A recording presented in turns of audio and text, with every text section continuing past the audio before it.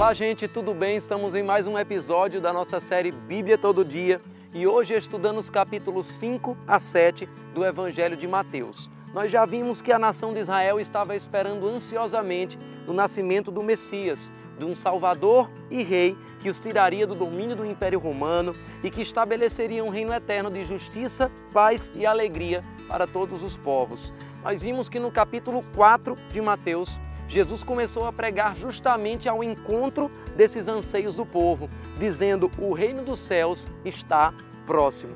Os milagres começaram a acontecer, os doentes eram sobrenaturalmente curados e uma grande multidão começou a seguir Jesus. Agora, o Jesus que começara o seu ministério de pregação, iniciaria também o seu ministério de ensino.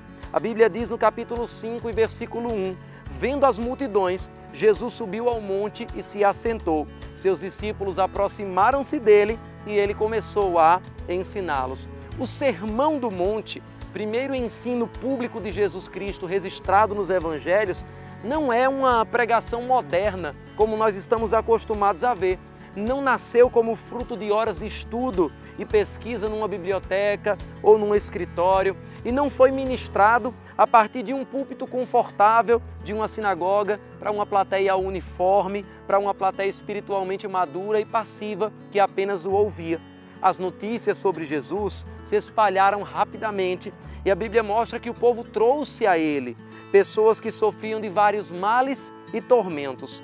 Elas queriam soluções práticas, queriam respostas aos tormentos da vida comum. E o Evangelho era e continua sendo a melhor notícia que pessoas assim poderiam ouvir. A Bíblia diz que ele começa ensinando, capítulo 5 e versículo 3, bem-aventurados os pobres em espírito, pois deles é o reino dos céus. A palavra pobre aqui no original significa, dentre outras coisas, desamparado ou mesmo impotente para realizar um objetivo. O ensino do Evangelho de Jesus não era mais uma religião, mais um conjunto de regras mortas ou mais uma formalidade cerimonial. O Evangelho estava respondendo aos anseios de gente comum, como eu e você, gente que chora, que sente pressões, que tem fome e sede de comida e também de grandes causas para se realizar nessa terra. A Bíblia diz que ele afirma: bem-aventurados os que choram, pois serão consolados. O Evangelho também é consolo e não apenas uma acusação.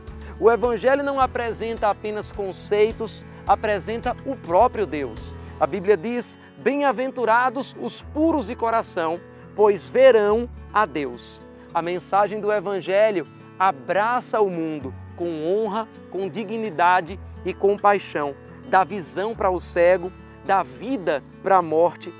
O Evangelho convida o quebrantado, convida os mais vulneráveis, convida os marginalizados para serem imersos em amor.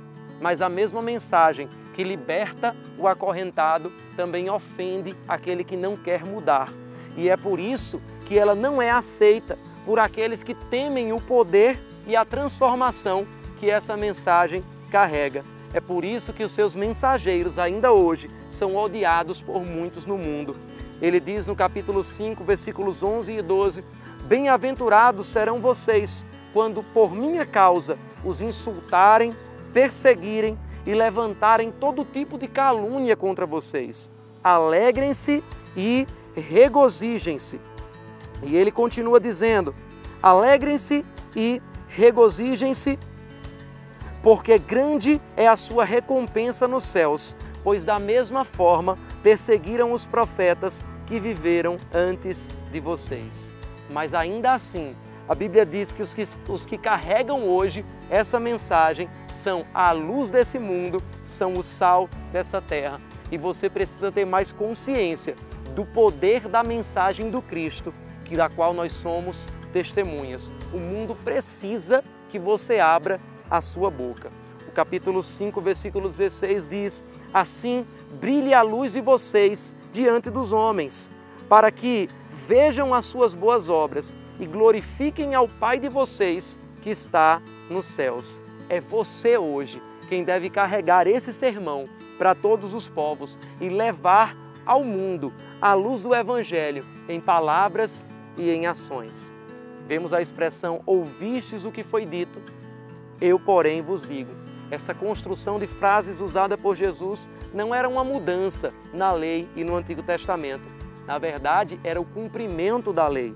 Versículo 17 do capítulo 5 diz: não pensem que vim abolir a lei ou os profetas. Não vim abolir, mas cumprir. A lei, que era apenas um tutor, guiando o povo até o momento do Cristo, tinha cumprido a sua função. A plenitude dos tempos finalmente havia chegado. E nessa nova era, ou nesse novo testamento, a aliança que Jesus fez comigo e com você, nós somos a resposta para esse mundo. E nós levamos a mensagem do Evangelho também ao agir diferente. Quando nós agimos diferente com o nosso próximo, quando nós amamos os nossos inimigos, quando nós honramos o nosso casamento, quando nós evitamos qualquer tipo de vingança e também quando nós somos resposta aos necessitados. Até a forma de orarmos iria mudar nessa nova aliança. Hoje nós falamos com o nosso Pai. Hoje nós chamamos o céu para existir na terra, assim na terra como no céu. A oração não é apenas uma cerimônia, mas é uma forma de trazer o céu com o seu poder para a nossa vida pessoal e para o nosso ambiente. Nós não precisamos, nessa nova aliança, viver preocupados com o suprimento material, pois o próprio Evangelho vai nos acrescentar todas essas coisas se priorizarmos os propósitos de Deus e a mensagem que Ele pediu para anunciarmos.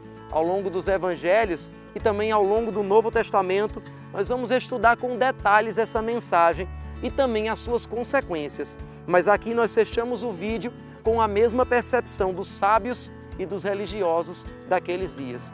Esse ensino é diferente e não era apenas um ensino, pois foi falado pela única pessoa digna de inaugurá-lo nessa terra, Jesus Cristo. A Bíblia diz no capítulo 7, versículos 28 a 29, que quando Jesus acabou de dizer essas coisas, as multidões estavam maravilhadas com o seu ensino, porque ele as ensinava como quem tem autoridade e não como os mestres da lei. Estude com atenção esses capítulos, coloque-os como fundamento na sua vida e não tem vento, tempestade ou circunstância que vai abalar a sua casa. Conte nos comentários o que mais chamou a sua atenção nesse sermão e até o próximo vídeo, onde falaremos os capítulos 8 a 11 de Mateus.